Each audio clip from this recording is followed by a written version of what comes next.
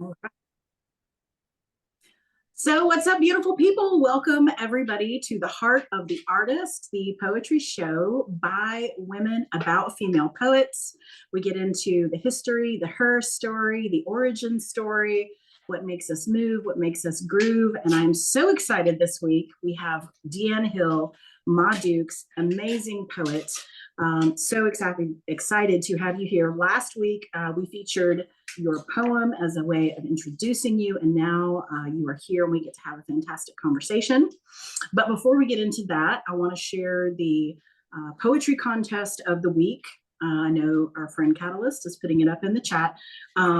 pw.org, poetsandwriters.org has some great contests, and the very first one that comes up when you plug it in is the Winter Anthology Writing Contest. It has a deadline of today. So get on it, people. But it's a cash prize of $1,000. So if you have something that you can drop in, why not? You know, why not? You never know what will happen. You can't manifest it if you don't request it. Put it out to the universe and make it happen. So that's our poetry contest of the week. Our poetry line of the week is from our friend Marianne Tefft, who will be featured on this show in a few weeks. She's actually going to be featured on my birthday, so even more exciting. She read this line the other night, and if you know Marianne and you've heard her perform her poetry, her voice is just velvet. It's just divine. And this line stuck with me. I wrote it down. I knew that I was going to read it here. The line is, "Lacquer my spine with kisses." And she did it so much better than I just did it. So Marianne Tefft, I think Catalyst was going to put a link in the chat for us as to how to find her work, and throw the poet a few dollars for her amazing work. I'm trying to purchase all the books. I need everybody's books in my library. Debbie, if I haven't ordered yours yet, I need to do that. I know, Sophia, I ordered yours, and I have Ma Dukes, and Magus, I need yours, and I need Debbie. So note to self. Can I just say, I think that MCs of shows, we should just comp you our books or something. I don't know. I don't know, but I don't know. I am happy to pay for the amazing art that I get to hear every week in these open mics. Absolutely, it is worth that. And I won $600 today for nonprofit Guerilla Poets on a one of those video poker things at a gas station in Louisiana. So you know, the universe is smiling on me, so I can turn around and direct that to some of my poet friends. Buy your book. Okay, so line of the week: "Lacquer my spine with kisses." Marianne Tefft. Did the contest of the week.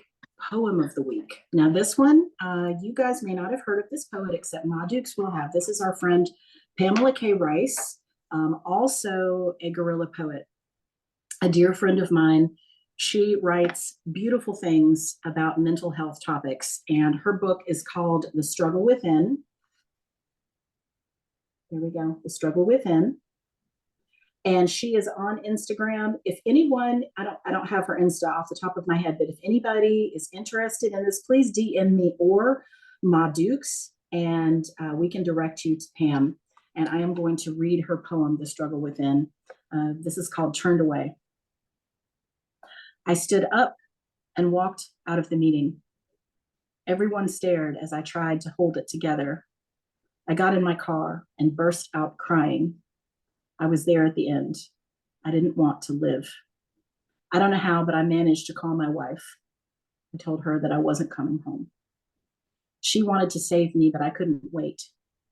But I promised to go to the ER. I knew that just an ER would not do. I managed to drive to the psychiatric ER downtown. I asked them to help me. I waited an eternity. They had me change clothes and wait in a room. It was a room full of people waiting too. A doctor finally came to assess me. I told him my plan and that I was ready to use it. He left for a few hours and I felt at a loss. When he returned, he told me that I didn't need to stay. Just go home and call your therapist tomorrow. Her office was closed on Fridays. He was the doctor, so I went home to bed. My plan was at bay now, but ready if I need it. That poem to me, that poem exemplifies a situation where the mental health institution failed someone who was in crisis. And that is so horrible. And that's not the only time I have heard of that happening. And so we always say, oh, well, you know, call your therapist, call crisis prevention, call. And we expect these institutions to be there. And what do we do if they're not? And so I think we have to be there as friends and as poets to help each other when institutions fail, because clearly they do. But this is published by Red or Green Books, redorgreenbooks.com. The Struggle Within, Pamela K. Rice. And Pam, if you end up watching this later, love you dearly. And thank you so much for your words. Thank you for staying with us, Pam. Thank you for staying with us and producing writing. Keep doing it. Pam is a beautiful, beautiful soul. She comes to my house every other Thursday. We do Writing for Wellness workshop together, and just good things, good things. Love her. Yeah, love me some Pam. Yes, my Dukes knows Pam as well. So Matter of fact, this is the kind of person Pam is. I'll show you a little something. yes. It's called My Little Bag of Sweary Affirmations. I curse a lot. Excuse me, but fuck is my favorite word. I love the way it tastes off of my tongue when I'm speaking it. So saying that, Pam found these little affirmation cards for me. Breathe in the good shit and breathe out the bullshit. I am worthy. I am a fucking warrior woman. So there's this whole little deck of sweary affirmations. She's the kind of woman that even when she's in pain, thinks of others. And she's always thinking of me with little things like that. So that's Pam in a nutshell right there. You really hit the nail on that. When she's in pain, she's thinking of others. That is so true. So, and without further ado, Ma Dukes, our artist of the week. Thank you so much for being here. I am so happy and excited to feature you on Heart of the Artist. And I want to start off by reading your work from Epiphanies of the Soul, also published by Red or Green Books. I'm that at redorgreenbooks.com. And I am going to read one of my favorite Ma Dukes poems. This is called Titles. This poem is called an open letter to everyone who has ever questioned my femininity. Remember, clothes don't make the woman. Just because these hips are clothed in men's jeans, they are still capable of giving birth. Or this poem is called God Don't Make Mistakes. He made me just the way he wanted me to be. Wait. I think I will call this poem an ode to homophobes, those who can't understand what they fear and fear what they can't or won't understand. Or a shout out to Christians, those who use the Bible to call me a sinner, an abomination. Or this poem is titled, No, I am not sir, dude, or bro, but I will rock the hell out of your clothes while raising 3 awesome kids. Wait, I got it. It is called A Portrait in Being My Authentic Self. Subtitle, Lessons in Self-Love and Expression. No. It's called I Can Clean Your House, Bring Home the Bacon, and Cook It Up Perfect and Change the Oil in Your Car. You're damn right, all in the same day. Or it's called Let's Tear Off All the Labels and Just Love People for their character, not whether they look or dress like their gender. Hold up, it's called You're Just Jealous Because Your Girl Thinks I'm Sexier Than You Are. Careful, bro, her curiosity is getting the better of her. Or maybe I should just call it Daring to Be Myself, or the butch who nurtures children and cares for the elderly, or the dyke who spoils her grandkids. The title of this poem is My Clothes Don't Matter, My Heart Does. Now, this poem is called Your Opinion Don't Matter, I'm gonna wear what I want.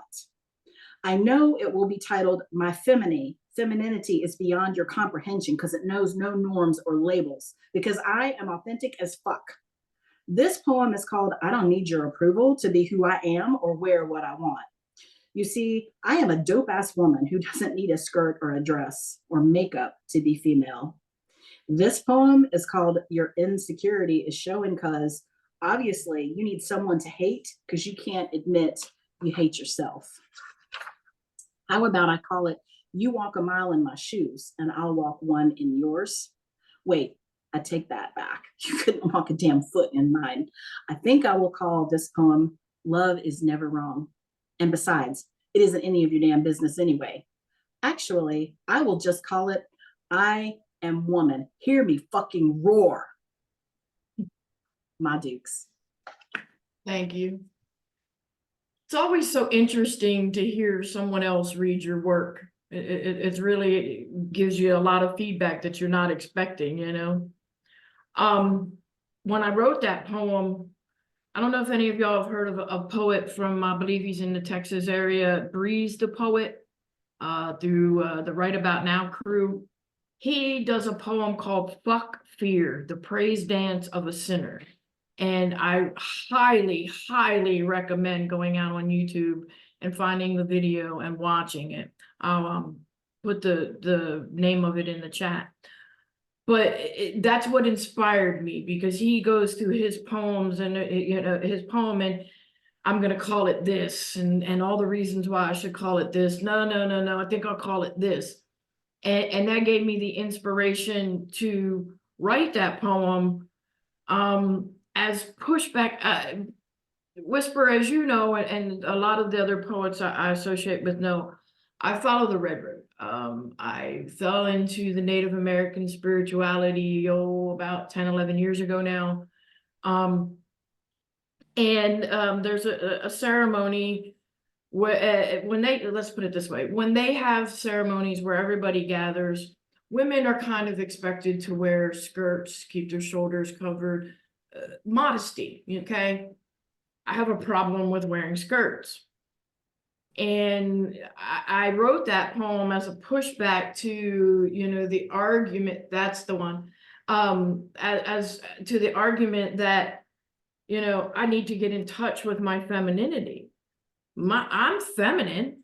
The feminine part of me is the part that raised 3 children, that helps raise 7 grandchildren, that helps take care of my mother, that helps keep my family together, that passes on recipes to my children, those types of things. There are many, many things I do in my life that define the feminine part of me, but there's also many things that define that masculine part of me that is much more present in me than I would say, and not that I rethought that statement, because there is nothing average about any female, but I'm very much more masculine leaning. So to me, those aren't the thing, like my clothes aren't what makes me a female. It's those traits, those things that I work with my children and, the community. Like, they don't call me Pa Dukes. They don't call me, Daddy Dukes or anything like that. They call me Ma Dukes. Because I tend to be kind of a mother figure to a lot of people, a lot of kids. So that's how I, my oldest daughter's first boyfriend is actually who gave me the name. He would come around hanging out and hey, Ma Dukes, hey, Ma Dukes. And it sort of stuck to the point where my grandchildren call me Grammy Dukes. So. Well, you are a fascinating person. You have a lot of interests. You are an amazing cook. I have been the beneficiary many times of your cooking. You're an amazing cook. You have the greenest thumb I've ever seen next to my mother. Plants absolutely love you. They just blossom. You do the red road. You're very spiritual.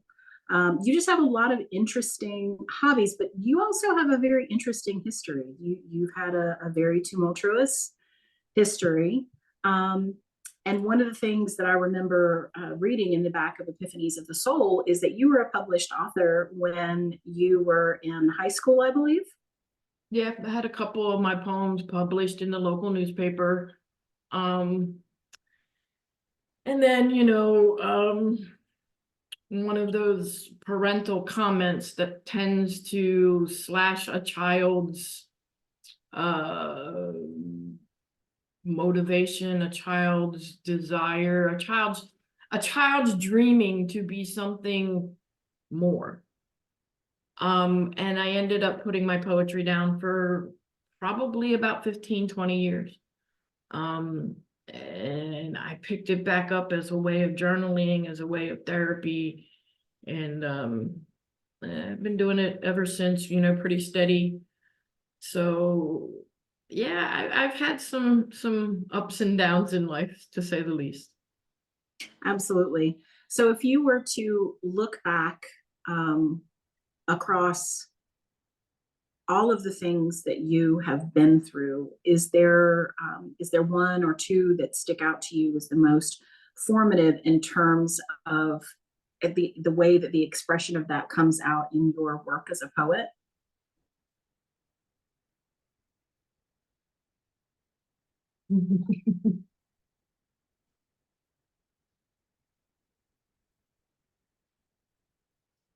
Wow, that's a very interesting question.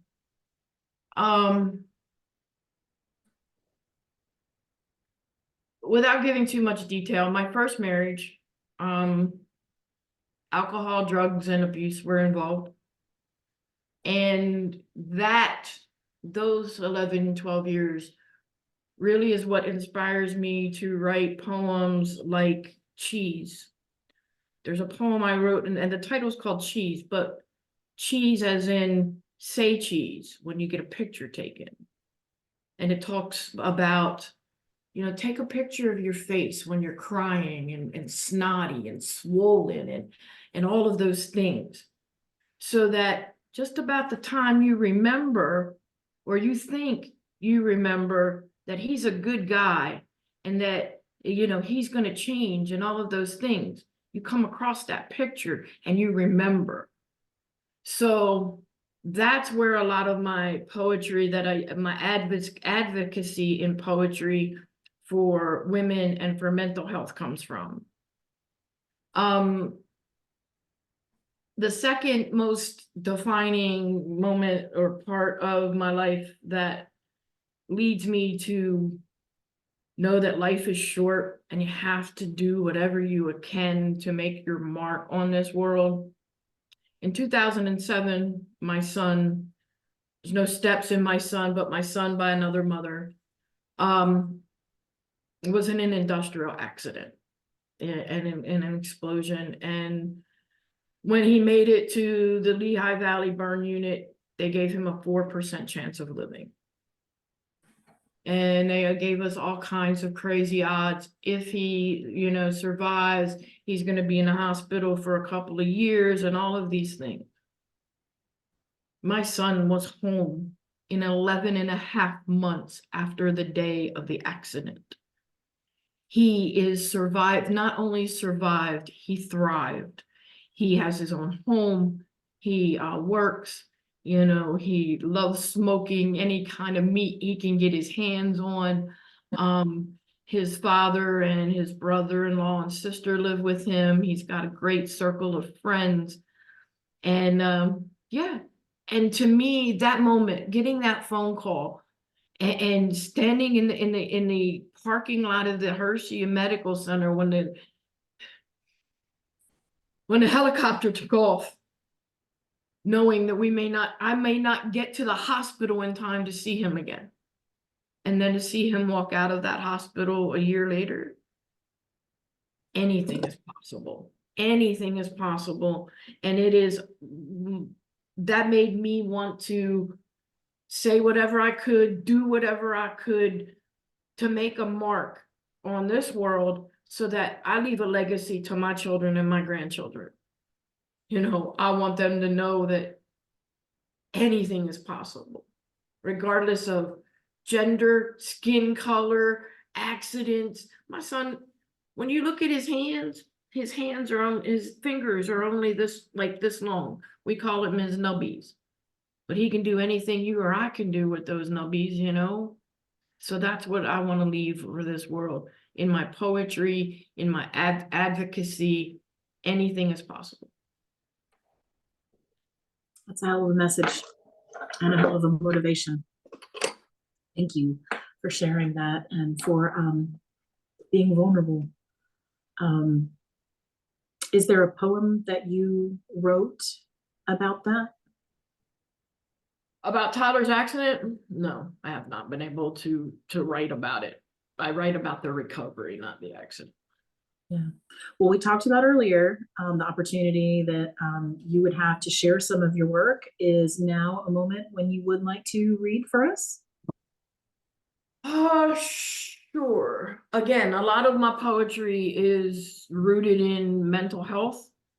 I was leading the Writing for Wellness workshop this past Thursday, and we were talking about those moments that you've gone from hurting to healing, from bitterness to betterness. And I wrote this. And actually, since you've heard it whisper, I've kind of bulked up some pieces, so there may be some stuff that you don't even recognize yet. My therapist says my fear is like a dungeon. And I imagine myself handcuffed and alone in the dark, thirsting. Rewind. My therapist says my fear is like a dungeon, and I imagine myself handcuffed in the dark, malnourished and alone. Thirsting for a spark of life, I lift my head towards a tiny shaft of light from a broken window above, and I scream, and I scream. Fear and trauma have robbed me from my kingdom come, and their will be done. Between the footprints in the snow that mark the trail from my escape are tiny droplets of my pain, glisten copper against the starkness of the fresh fallen snow. I run barefoot, cold and shivering. I run and I keep going and I keep going, away from the disillusioned disappointment of a mother who could only love me through the lens of her religion. While all my life I was losing mine. Sleepwalking through the day to day, suddenly I stumbled upon a road of red, marked clear by the ancestors, and landed on faith. And for the first time in my life, fear was afraid. End poem. Yes. That gives me chills. And, because I know you so well, I know how much your path on the red road means to you. And I would love to hear you talk more about that for anyone who doesn't know what that means and what that is. Okay. I have a good friend, actually an ex turned friend, that has a friend that ran a Native American powwow for about 14 years. She's like, let's go check it out, see what it's all about. We went, and I had what was later described to me by a person of medicine, a unintended spiritual quest. I got to the grounds on Thursday. By Friday night, I wasn't eating anymore. I didn't realize all of this till afterwards. I was drinking a lot of water. And throughout the 4 days of the weekend, I kind of fasted without knowing it. Had some very interesting spiritual encounters and decided that I needed to know more. I wanted to know more about this feeling of faith that didn't come with a list of requirements, with a list of attachments and permissions and behaviors and all of those things. I could just believe in something bigger than me and manifest my prayers in a way that made me feel safe, which I've never been able to find in any church or organized religion. That's not to say they're not out there, just not my experience in finding it. During that weekend, I was told, people like me two spirits. You know, not every gay person is a two-spirit, and not every two-spirit is gay. Just to clarify that part of it. But those of us who kind of walk in both ways. In my relationships, I carry the traditional men's roles, you know, the breadwinner, the fixer of the car, the chopper of the wood, etc. Not to say I don't still do some of the feminine roles, but it's just how my relationships typically are structured. But to know that in the Yogala Sioux, the two spirits named the babies. In the Comanche even to this day have a group called the Bordash Society.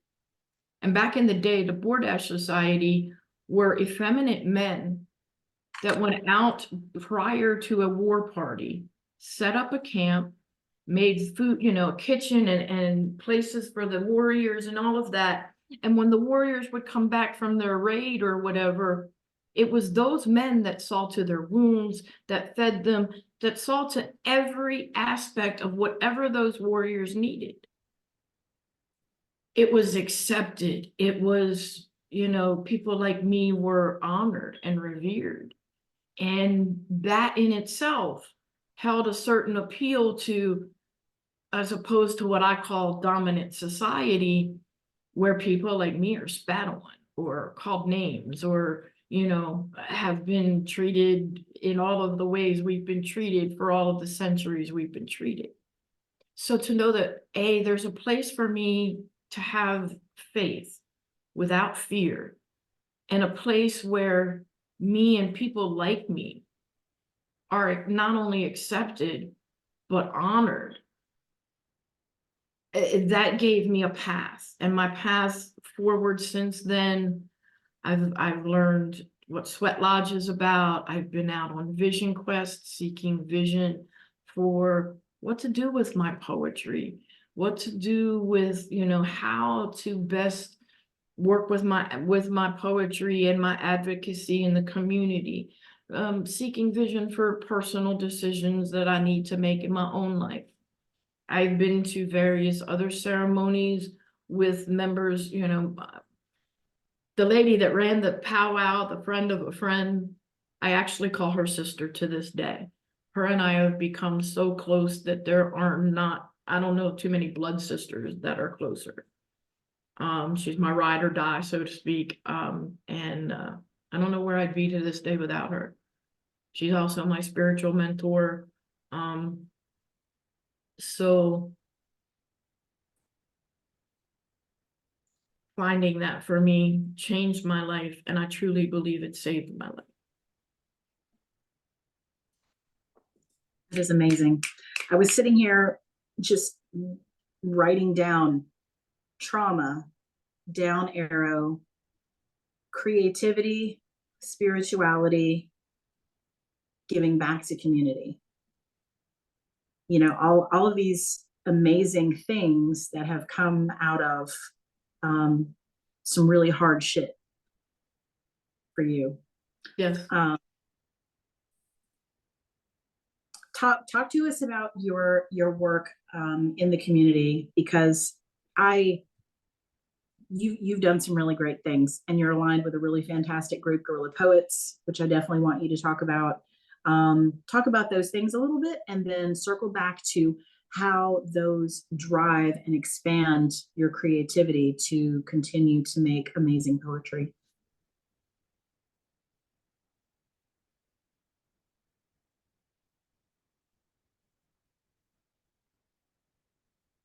I'm going to ask you to repeat that for me, Brandy. Whisper. You have done such amazing things in the community, working with Guerilla Poets. Definitely want you to talk about Guerilla Poets, as well as what you're doing in your hometown now, and then how that work drives your creative process. Because I picture for you, I got it now. You're so strong, right, with your community service, that I feel like it's just a cycle. Community service leads to creativity, leads to community. It's just this beautiful cycle. So talk to us about that cycle. Well, meeting the Guerilla Poets, becoming, let me rewind it just a second. When COVID happened, my physical world kind of shut down, obviously, like everybody's did.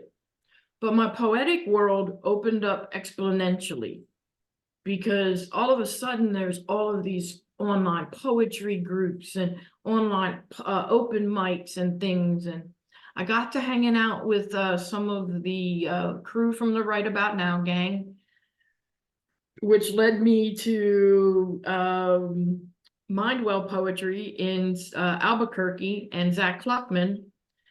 And then through Zach, I heard of the Guerilla Poets, saw Shane perform, learned more about them, started going to some of their workshops, and out of those workshops, I really was getting a lot of good poetry.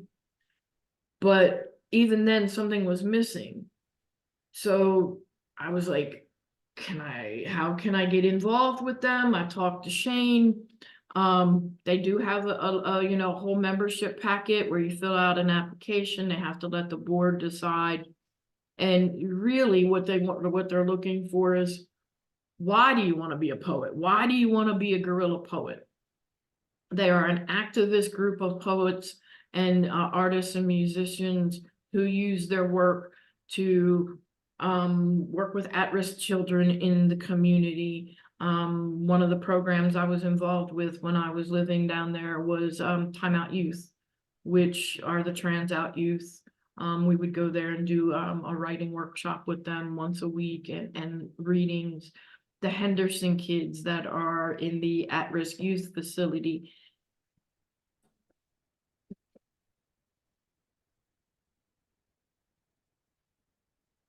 Deanne? Real quick. One sec.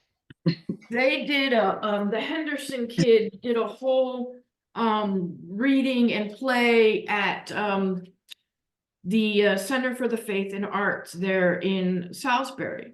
And I got to perform one of my poems with them, and to see those kids afterwards so excited, you would have thought they were premiering on Broadway. And I still have a copy of the whole thing. And I went outside afterwards and I got them to sign it. I got them to autograph it. The look on their faces, that's why I do it. The wow, I really did write that poem. That's better than I thought it was going to be. Or just the fact that they wrote something at all amongst all of the pain and trauma that they're dealing with, right? And to enter this group of kids that she's referring to is the Henderson Independent School. They are kids that have been deemed not suitable for regular education. This is the difficult kids, all the labels.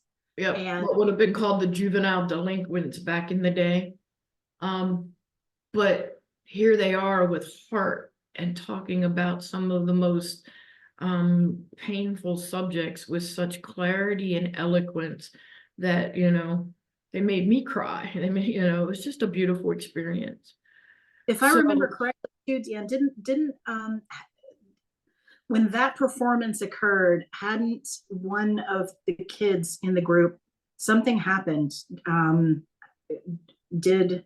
There was something with one of the kids from Henderson. It didn't involve, I don't believe it involved any of the kids that were involved in the performance. But A, I don't remember the details, so I don't want to speak out of turn, and B, No. It's more Shane's story to talk about than mine. But yes. I think we're with that, though, was that these kids did a performance that would have already been tough for them to begin with, and then coming into that, they had something, I don't remember what it was, but something traumatic happened that was a classmate of theirs. So into that performance, they carried even more weight, and they did an amazing job. Beautiful. Absolutely. So doing that kind of work, open mics are great. I love open mics, but I would much rather be sitting down with a room of kids in a workshop and seeing what they come up with than a bunch of polished poets who already know what they're doing, right? So there's that part of it.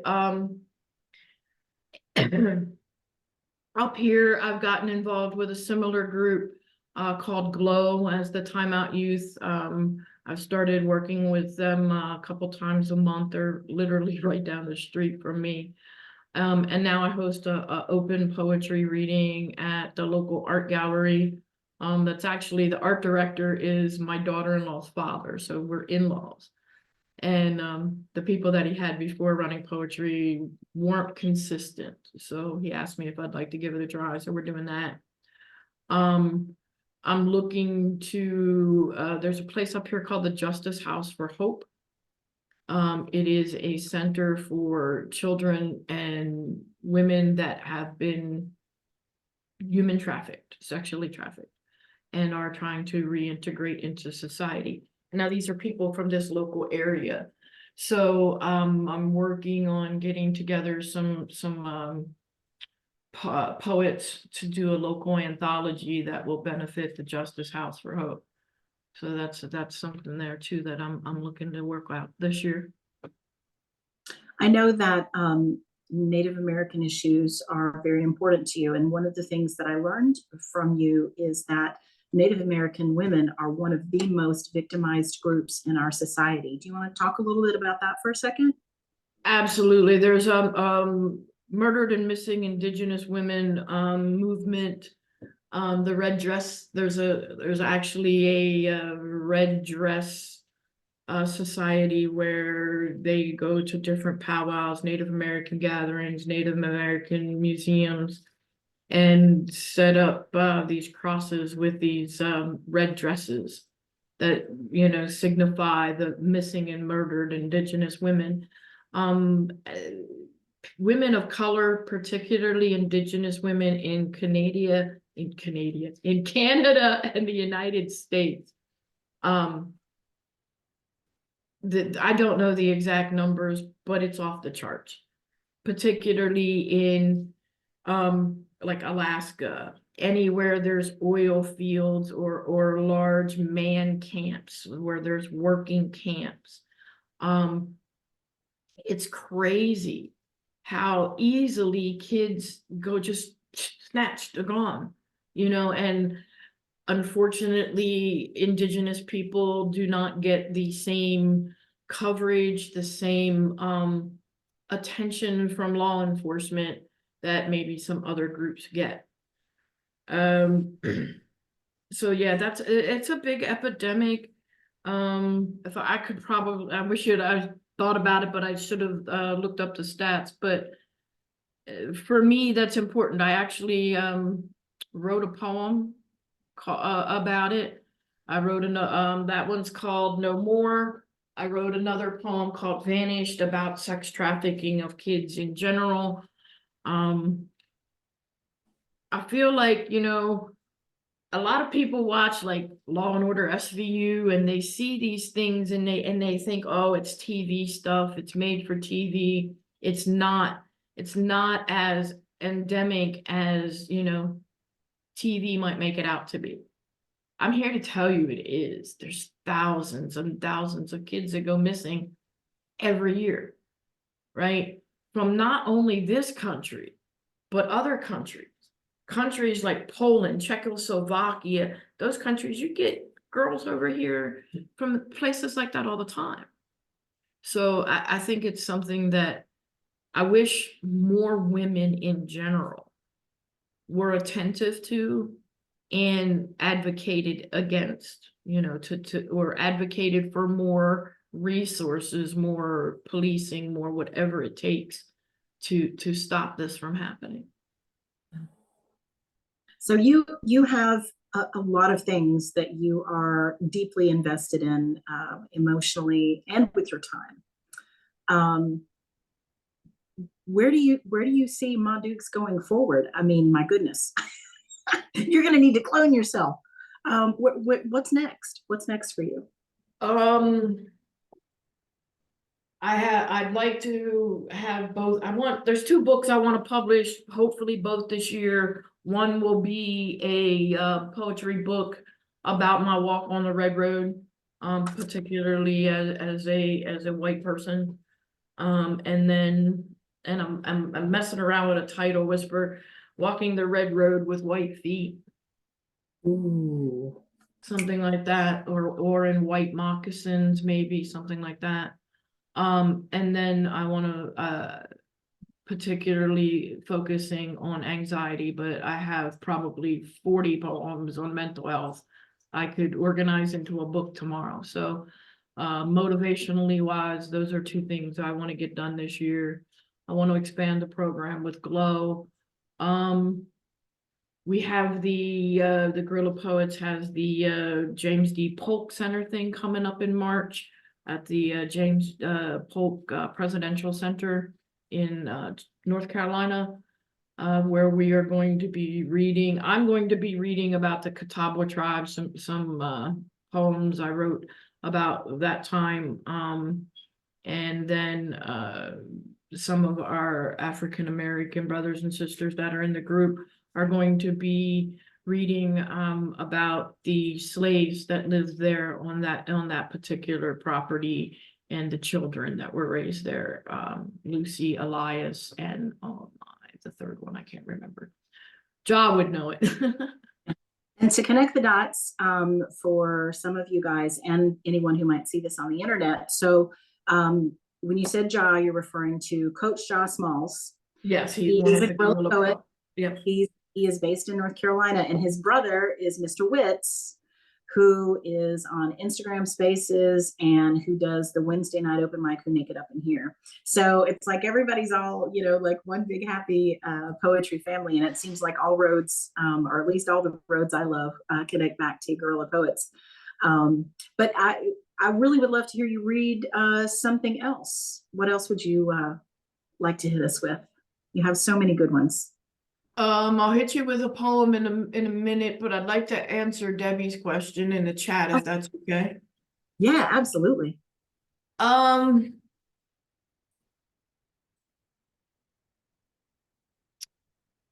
Possibly, Debbie, but unfortunately, there's so many people with proclivities that lean towards children, right? I mean, there's even a movement among some pedophiles to try to make it, you know, more palatable. You know what I mean? There's terms for it they're trying to put out right now. So, I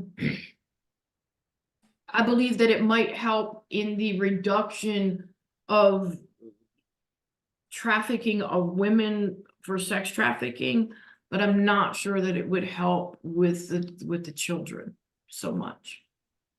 I mean, honestly, I've read some stories about men who have proclivities for children as young as 2 and 3 years old. So, you know, until there's no more of that, and that's mental illness. And again, like, I'm not advocating for pedophiles in any way, so please don't take that this way, but I believe pedophilia is a result of some sort of trauma and mental illness.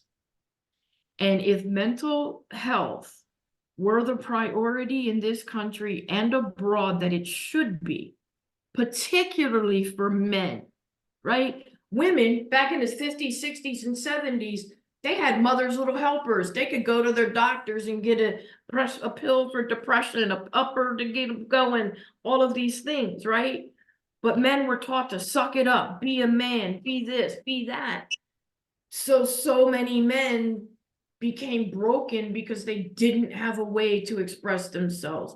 They weren't allowed. Even the church, you know, didn't offer a place for men to be vulnerable.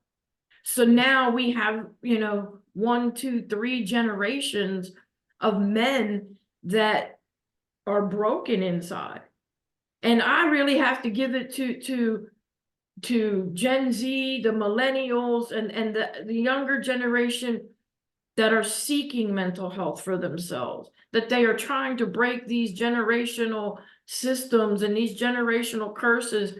And I'm so proud of the young men and women that know they're not okay and feel that it's okay to ask for help.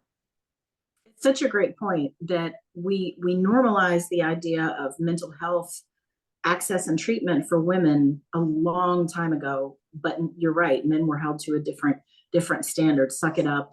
And so I hope that that's changing. And I think that all of the efforts that all of us are making, I mean, poetry in and of itself is therapeutic. And just Absolutely. urge sharing your experiences, communicating. I hope all of these things that all of us are doing do good things. But you make a really great point. Mental health, if mental health treatment was the norm rather than the exception, was normalized rather than demonized, things might be different. So we got to keep after. We got to keep after it. So on that note, I'm gonna go ahead and read a poem that I titled Poet Jesus. I don't know if any of y'all in the audience or in the room are fans of country music, but there's a female artist. Her name is Ashley McBryde. Look her up. She has this video called It's Gospel Night at the Strip Club. Okay. And that song inspired this poem. So it's gospel night at the coffee house, and the poets are pouring in, reading and spitting truth, lyrical, satirical, wise words that give voice to the voiceless, explain the unexplainable, stripping themselves raw for a few snaps and a go in, poet. There's a feature from out of town tonight, fire pouring from her lips. As her skin, she peels back to show you the dead butterflies fighting to be free of the mortal combat of the healing work that slashes these words of self-love. She makes each of us stop and think. Hell, I choke to keep from spitting my drink. She makes the broken feel holy, making miracles from metaphors and breathes life into lyrics that trill along the clouds, echoing hope with every drop of pain. Smiling similes, allies to allegories of the spiritual kind, a kindred soul of longing to belong, finding home among the dreamers, healers, and poets. Then the poet Jesus says, amen.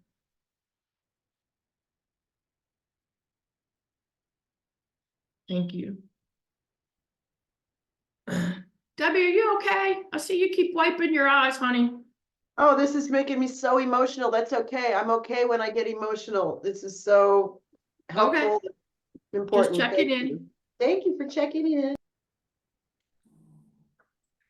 I love the poet Jesus. You have shared that one before, and it is such a beautiful scene. And it's very vivid in its imagery, and the language that you use, your cadence, your rhythm. You have such a unique voice, and I feel very privileged that I've gotten to hear as much of your poetry as I have. And before we started the recording, I told you that there was one I wanted you to read. Do you want to read that one now? Sure. Let me find it here. I just had it. Okay, guys, this is real fun. It's called the 70s. So here we go. It was the 70s, a time of peace, love, and brawless women. There was an outbreak of the Jack, which led to a Saturday night fever. Benny and the Jets were dancing in the streets while Brandy danced in the moonlight. In the ghetto, there was kung fu fighting on the night that Chicago died. And in the summertime, the devil went down to Georgia with my Sharona. Black Betty sold her radar love down on Baker Street. And in the house of the rising sun, an American woman discovered the spirit in the sky, and she got hooked on a feeling. She can't wait for when the boys are back in town, because Steven tells her it's all right now, while Layla told the DJ to play that funky music. Tiny Dancer took to the floor. The werewolves of London howled, "Ride, Captain, ride," on their way to the Hotel California. And the Joker just wanted somebody to love. Cecilia brought joy to the world, and Eli's coming along. The midnight train to Georgia turned into the love train, and they were both locomotions that felt, they were both locomotions that felt like they were killing me softly. Now, you might think that this is all just my imagination running away with me, but Rhiannon had brass in pocket as she wandered the long and winding road. Lola said one way or another, a barracuda made September girls cry out, "My sweet Lord," under a pink moon. Oliver's army added another brick in the wall while playing a Bohemian Rhapsody as Human Fly got tangled up in blue. Staying alive in Smoke on the Water, Jolene was a part of a family affair with Maggie May, and it was more than a feeling, it was a sweet emotion. The highway to hell led to the stairway to heaven, and both shook me all night long. It's all brown sugar and sex, drugs, and rock and roll down on Thunder Road. But my teenage kicks made me comfortably numb on the dark side of the moon. I met a long, cool woman in a black dress who introduced me to a black magic woman. And she told me, if you want my love, walk this way. But I won't get fooled again by your night moves, was my reply. I thought I had a superstition, but a psycho killer really did join a band on the run. Broke my heart of glass. Heroes were riders on the storm, and I cried out to the sultans of swing, who will stop the rain? My father told me, carry on, wayward son. And my mother, dressed in cashmere, told me that my running with the devil caused me to be her beast of burden. Now, all of this is to say the 70s were fucking awesome. So don't stop till you get enough. Imagine life on Mars in your dreams while going your own way, listening to that old time rock and roll. Now I will say goodbye so I can take a dance on the wild side with a dancing queen. End poem. I love that so much. I remember that was one of the first poems of yours that I ever heard in Writing for Wellness, and I was on the floor like, this is awesome. I tried, I think it was last year, maybe the year before, to do a similar thing using all disco titles, and it's really, really hard. I ended up just sort of writing myself in circles instead of, taking a journey. So it's fun and it's awesome, but it's also like kudos, because that is difficult. Thank you very much. There's actually, I counted them, 92 song titles. That is unreal. So I have a quote of yours. It's in Epiphanies of the Soul. And I love this quote. My heart is bigger than two sleeves can hold. It ripped apart at the seams. Okay. I love that quote. Thank you. And I don't think that I've heard that line in one of your poems. Is that a line from a poem, or is that just something you came up with the line? No. All of those lines in that book that separate the little sections, like the shotgun holes in my heart were not worth the mind-blowing sex. Yes. They were actually entrance to a one-line poetry contest. And so what I did, instead of chapters, chapter 1, chapter 2, chapter 3, my book is kind of separated into like subjects, like, the shotgun holes in my heart line. The poems that come after that are the poems about my ex-wife. So that one is a mental health thing. My heart is just so big and loves so much that two strong arms couldn't hold it. I love that line. And I love that idea. I had not realized that those were your chapter dividers, but I see it now, and that is absolutely brilliant. And the very next poem is Heartbeat, which is also one of my favorites of yours as well. Would you like to read Heartbeat? Ooh. Yeah, let me grab a copy of my book. And it's actually the last poem in the, and it is absolutely beautiful. Can I tell you a little bit about where that came from? Yes, please. I would love to know that.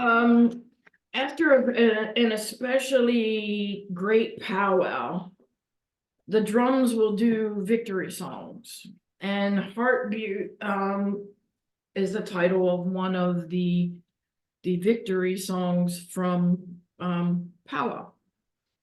And I took that word, and this last poem was kind of meant to be sort of a tribute to myself, a tribute to my healing and who I'm becoming. So I took that word, and it's my heartbeat to me. It's my tribute to me. So here we go. We have all heard the phrase, we are what we eat. I became who I am today due to eating pain like a midnight snack, standing in front of the fridge in the middle of the night, eating regret right out of the carton, the only light coming from the open fridge. I have swallowed heartache whole, nearly choking on tears while regurgitating my sorrows, believing that purging my stomach might also purge my soul. I have drunk down joy like a fine wine, savoring all the delicate flavors as they linger on my soul's palate, getting drunk on happiness and silly on smiles. I have seen 1,000 sunrises and 1,000 sunsets, none more beautiful than the last, and all more beautiful than me. At times numbing myself to the joy as I had to numb myself from the pain, losing out on moments I can no longer remember, but they made lasting impressions. I've witnessed miracles of birth and created 3 myself, each one a foundational stone upon which the me I am now was built. Having closeted myself for so long, eventually I allowed myself a voice, and it became an out loud and proud voice. A voice for all of those who can't speak for themselves. I have spent nearly a lifetime searching for a God who won't love me back, finding instead a spiritual connection to the earth we live on, a deeper connection demanding a growing protection of her. Diving into this connection, giving me more spiritual peace than any church in 50 years could. I've held babies and hearts and hands in these calloused hands of my own. Holding on to my own heart, the hardest for loosening my grip will surely be the end of it. Breathing in the smoke and smog of distrust and disease, oxygenating my lungs with poetry and song. Music, a living, breathing entity to my ears and my soul. I've heard bands from around the world and the laughter of those in mind. Those sounds bringing endorphins pulsing through the rainbow of my heart. I think I even once held happiness in the palm of my hand. And I know for sure I've dated depression. Anxiety is one of my best friends, a negative wingman in my relationship with myself, always trying to undermine my self-worth. I have swum in the depths of despair and floated on cloud 9. Y'all, once I danced with the devil and tried to call God on the phone. So many things, feelings, and experiences have been had, but trading them is something I wouldn't do. Regrets, I may have a few, but I like to call them missed opportunities. Doesn't sound as bad when speaking it out loud to my shadow. Once my address was rock bottom, and another time it was riverfront property. The building not making the home, the hearts in it doing that. Sometimes I'm lonely for those places and realize it's not the places, but the people my spirit misses. The only home needed is where my heart is. I am damned and blessed and much too myself to care. Living for each day, and by a dare, I've dared myself to be as authentic as I can. Giving hope to some when they have lost theirs. Giving that hope even when there is none left over to keep me going. Still find more somewhere. Beautifully blunt and outspoken, speaking out against hate. Funny how that breeds more. But love is the prophylactic for hate, and I've grown fond of the love in my life, always sowing the seeds of more. So joy is my bounty, a harvest that is year-round and lifelong. This is my heartbeat, a tribute to how I became the me that you see before you, making the favorite and not so favorite parts of my story, marking the favorite and not so favorite parts of my story with dog-eared pages, a declaration of the learning of half a lifetime, what I already knew as a child. Tell people, including yourself, you love them. Don't sweat the small stuff longer than it takes to wipe away the sweat. It's all small stuff in the big picture. And when you're wrong, say so. Some lessons I've learned along the way, and some I've learned the hard way, but they are all parts of the whole of my soul that have led me here by the way of the life I've lived, unapologetically and beautifully me. End poem. I love Thank that you. poem. And the one thing that I know about you unequivocally is that you are motivated and driven by your heart. And maybe that's why you drive a soul. Thank you. Thank you very much. I try. Thank you, Ma Dukes. That was Ma Dukes reading from her work, Epiphanies of the Soul. It's published by Red or Green Books, READ or greenbooks.com. And it's a beautiful book, and your work is beautiful, and you are beautiful. And I'm so, so happy that you came on here and talked to us today. Before we close out, do you want to take a moment to tell everyone where they can find you in poetry spaces, social media spaces? Share your info. Oh, I did used to have a little thing I could copy and paste. Ma Dukes the Poet on Facebook. I'm on Instagram. Thank you for putting that up for me. Yeah, Instagram, Facebook. Email is madukespoetry@gmail.com. My website is currently down, but that's madukesthepoet.com. That should be up within the week. I'm also gonna, when that gets back up, I'm gonna be doing a special where if you pre-order my new book, you'll get a discount on my first book. So yeah, there's that. Fantastic. Well, thank you so much for being here. Absolutely love having you. You are such an amazing woman.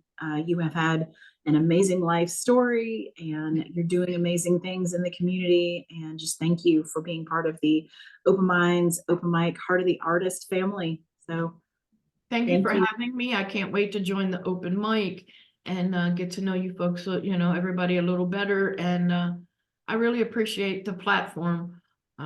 Means a lot to get the word out there for some of the Absolutely. things I'm passionate about. And so before we close out, I just want to talk about Open Minds, Open Mic family programs. So on Friday nights at 7 p.m. Eastern time, we have the Open Minds, Open Mic platform. It is an absolutely fabulous show hosted by Catalyst and her husband, Thomas. Amazing people, beautiful space, wonderful poets, wonderful words. Everyone gets to come in, share, and it's just love. It's just fantastic. And then the Magus shares his show Monday nights. That is Eastern time, 8 o'clock Eastern. That is Chaos Magic. And again, so much fun, amazing poets, just fantastic work. So please come in and take part in that, listen. It's really, I don't even have words to describe it. It's just fantastic. So thank you guys so much. I'm going to close it out now. Much love, love and light, love and light. And just remember, you can't manifest it if you don't request it. Put it out there to the universe. Let your love. Everyone. All right. Bye, everybody. Until next Bye, time. everybody. Love ya. Love, love. Bye-bye. Bye.